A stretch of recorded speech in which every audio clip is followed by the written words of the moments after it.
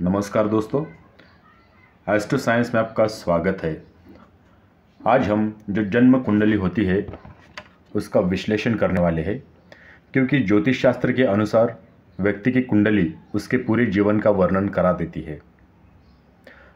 कुंडली में सही काल की गणना और ग्रहों की दशाओं का अध्ययन किया जाता है और जो व्यक्ति की सेहत, धन, नौकरी, वैवाहिक जीवन, संतान, इन सब के बारे में पता लगाया जा सकता है। ठीक है, तो आपके सामने जो कुंडली दिखाई दे रही है, तो एक व्यक्ति ने हमसे संपर्क किया था, तो उनके कुंडली का विश्लेषण करने वाले हैं। तो आप ये वीडियो अंत तक देखिए। यदि आप अपने कुंडली का विश्लेषण चाहते हैं तो जो व्हाट्सएप का नंबर दिखाई दे रहा है आपको स्क्रीन के ऊपर, उस नंबर पे आप अपनी डिटेल्स भेज दीजिए। तो वीडियो अंत तक देखिए। ये जो कुंडली है मीन लग्न की है, जो लग्नेश बनते हैं बृहस्पति, जो कि संतान के भाव में मित्र राशि कर्क में है। इस कुंडली की चंद्र राशि धनु है और सूर्य राशि मकर है। तो लग्न भाव में मंगल होने के कारण इनके जो कुंडली है तो मंगल का प्रभाव अधिक है। बृहस्पति के लिए सूर्य, चंद्र, मंगल ये मित्र है, बुध व शुक्र ये शत्रु है और शनि सम है। तो सप्तम भाव का जो स्वामी है बुध, ये इस कुंडली के लिए बाधा कारक रहेगा। बाधा कारक होता है, मतलब बाधा कारक मतलब जब दशा, अंतरदशा, सूक्ष्म दशा, प्रत्यंतर दशा जब आएगी तो उस वक्त ये जो बुध ग्रह है ये बाधा उत्पन्न करेगा, रुकावटें पैदा करेगा। ठीक है, तो सबसे पहले देखते हैं पहला भाव। प्रथम भाव मीन राशि का है, स्वामी बनते हैं बृहस्पति। तो पहले भाव को लग्न कहते हैं, ये तनु भाव है। इस भाव से आपका स्वास्थ्य, आपका व्यक्तित्व, आपका रंग रूप, सामूहिकता, आत्मसम्मान, आत्मा, इन सब का विचार प्रथम भाव से किया जाता है। तो बृहस्पति पहले भाव से, प्रथम भाव से पंचम भाव में, संतान भाव में उच्च के होकर बैठे हैं।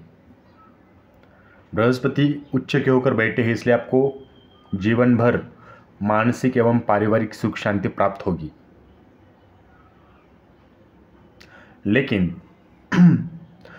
जब कभी कभी थोड़ी दशा, अंतरदशा आ जाएगी, तब थोड़ा सा स्वास्थ्य कमज़ोर हो सकता है, क्योंकि खुद की दृष्टि पड़ रही है अपने ही घर पे ऊपर, तो थोड़ा स्वास्थ्य कमज़ोर रहेगा। तो मैंने जो आपको उपाय बताए वो कीजिए आप। दूसरा भाव मेष राशि का है, स्वामी बनते हैं मंगल। इसे धन का भाव कहा जाता है। आपकी आर्थिक स्थिति, कुटुंब की पैतृक संपत्ति, आपका धन, इन सब का विचार इसी भाव से किया जाता है। तो मंगल दूसरे भाव से 12वें भाव यानी तनु भाव में मित्र राशि में स्थित है। तो मित्र राशि में स्थित है, इसलिए आपकी आर्थिक स्थिति बहुत मजबूत होगी। लेकिन मजबूत तभी होगी जब आपको संघर्ष करना पड़ेगा तब, क्योंकि यहाँ पे शत्रु की दृष्टि पड़ रही है दूसरे भाव के ऊपर, धन भाव के ऊपर जो शनि की 7वीं दृष्टि है, शत्रु दृष्टि पड़ रही है, तो आपको काफ़ी संघर्ष करना पड़ेगा। तो शनि के जो उपाय बताए वो कीजिए आप। तीसरा भाव वृषभ राशि का है, स्वामी बनते हैं शुक्र। इसे आपका पराक्रम, आपके छोटे भाई बहन, सहज भाव कहा जाता है। इस भाव का कारक मंगल है। तो शुक्र तीसरे भाव से 7वें यानी भाग्य, धर्म के भाव में सम राशि में स्थित है। तो आपके भाई बहनों के करियर में बहुत अच्छी तरह से वृद्धि होगी। साथ ही शुक्र की भी खुद की दृष्टि पड़ रही है, 7वीं दृष्टि, इसलिए आपके भाई बहनों के करियर में विकास होगा, वृद्धि होगी अच्छी तरह से। तो अब हम आगे देखते हैं चतुर्थ भाव, जो कि मिथुन राशि है, स्वामी बनते हैं बुध। इसे सुख भाव, माता का भाव, सुख, घर, सुरक्षा की भावना, पारिवारिक प्रेम, इन सब का विचार इसी भाव से किया जाता है। तो इस भाव का कारक चंद्रमा है। तो बुध चौथे भाव से 8वें भाव यानी आय, लाभ, इच्छापूर्ति भाव में सम राशि में सूर्य के साथ स्थित है। तो घर में सुख शांति का वातावरण बना रहेगा। चंद्र की दृष्टि पड़ रही है 7वीं, तो वाहन खरीद सकते हैं आप, या नया फ्लैट खरीद सकते हैं। ठीक है, या फिर घर का नया निर्माण करवा सकते हैं आप। अगर आपकी खेती है तो खेत में आप घर का नया निर्माण कर सकते हैं। लेकिन यहाँ पे आपके माता के स्वास्थ्य को लेकर प्रॉब्लम आ जाएंगी, समस्या आ जाएंगी, क्योंकि उनका स्वास्थ्य खराब हो सकता है। उनका स्वास्थ्य इसलिए खराब होगा क्योंकि मंगल की चौथी दृष्टि पड़ रही है, शत्रु दृष्टि चतुर्थ भाव के ऊपर पड़ रही है, तो उनका स्वास्थ्य खराब हो सकता है। आगे देखते हैं पंचम भाव। पंचम भाव कर्क राशि है, स्वामी बनते हैं चंद्र, तो इसे संतान का भाव कहा जाता है। इस भाव का कारक गुरु है। पंचम भाव से आपकी संतान, आपकी बुद्धि, मैत्री, जुआ, सट्टा, अभिरुचि, इन सब का विचार किया जाता है। तो चंद्र पंचम भाव से छठे भाव यानी कर्म भाव में सम राशि में स्थित है। ठीक है, तो सूर्य की दृष्टि मित्र दृष्टि पड़ रही है, तो संतान के पक्ष में शुभ समाचार मिल सकता है, लेकिन समाचार तो मिलेगा, लेकिन संतान को लेकर वैचारिक मतभेद संभव है, क्योंकि शनि की और बुध की शत्रु दृष्टि पड़ रही है।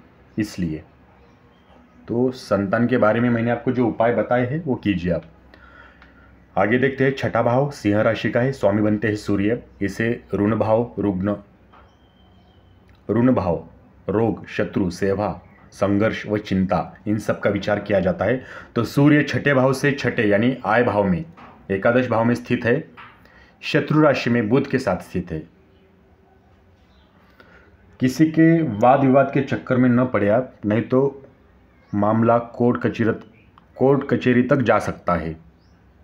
ठीक है, तो थोड़ा बच के संभाल के रहना।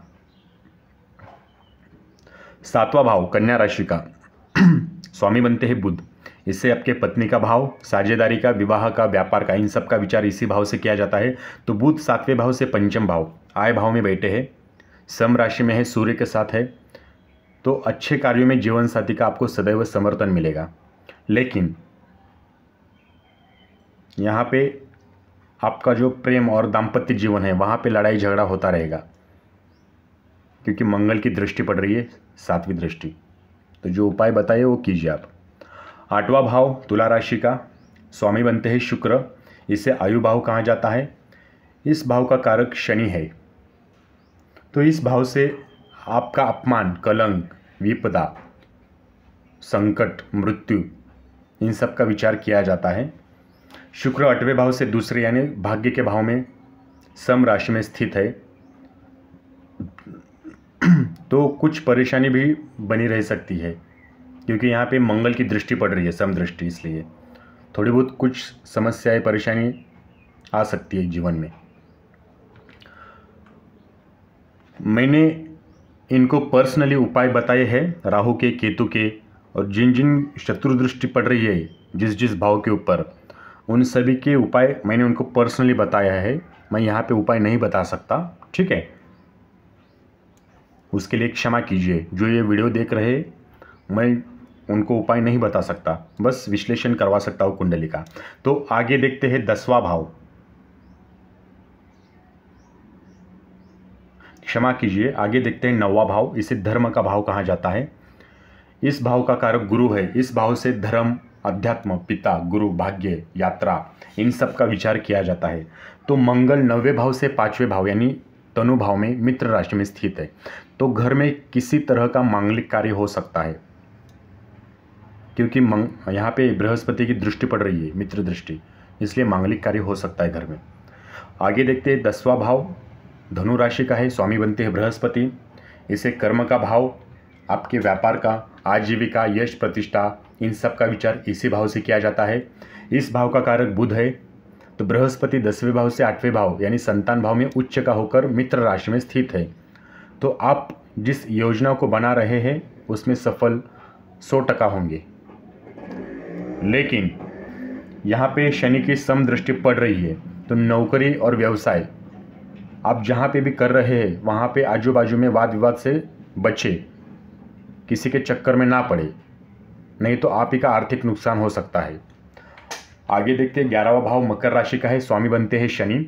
इसे लाभ भाव, आपकी उन्नति का, विकास का, आय का, इन सब का विचार इसी भाव से किया जाता है। इस भाव का कारक गुरु है। तो शनि 11वें भाव से 10वें भाव में बैठे हैं, आयु भाव में उच्च का होकर मित्र राशि में स्थित है। तो 8वें भाव में होने के कारण, भले ही वो उच्च के है लेकिन वो 8वें भाव में बैठे हैं, इसलिए जो 11वां भाव है और 12वां भाव, एकादश द्वादश भाव, यहाँ पे कुछ ना कुछ कमी रहेगी। तो यहाँ पे कमी क्या आ सकती है? लाभ में कमी आ सकती है, क्योंकि यहाँ पे समदृष्टि पड़ रही है बृहस्पति की। ठीक है, तो मैंने आपको उपाय बताए हैं, वो कीजिए आप। आगे देखते हैं, आखिरी भाव है द्वादश भाव, कुंभ राशि का है, स्वामी बनते हैं शनि। इसे व्यय का भाव, दान, मुक्ति, हानि का, फिजूल खर्चा, इन सब का विचार इसी भाव से किया जाता है। तो इस भाव का कारक शनि है। तो शनि 12वें भाव से 9वें भाव यानी आयु भाव में उच्च का होकर मित्र राशि में स्थित है। तो 8वें भाव में होने से कारण, 8वें भाव में है शनि, इसलिए मैंने बोला 11वें भाव और 12वें भाव में कुछ ना कुछ कमी रहेगी। दुर्घटना का योग बना है यहाँ पे, क्योंकि जो शनि है वो अष्टम में है, इसलिए यहाँ पे घटना दुर्घटना का योग बना है। तो आप गाड़ी चलाते हैं, 2 व्हीलर 4 व्हीलर या बस से जाते हैं, ट्रैवल से जाते हैं, तो थोड़ा संभाल कर जाना, सावधानी बरतिए आप। तो ये थी पूरी विश्लेषण, ये जो जन्म कुंडली है। तो मुझे उम्मीद है आपको ये पूरा समझ में आया होगा। नहीं आया तो आप फिर से एक बार रिपीट देखिए वीडियो देखने के लिए धन्यवाद। आपका दिन शुभ हो।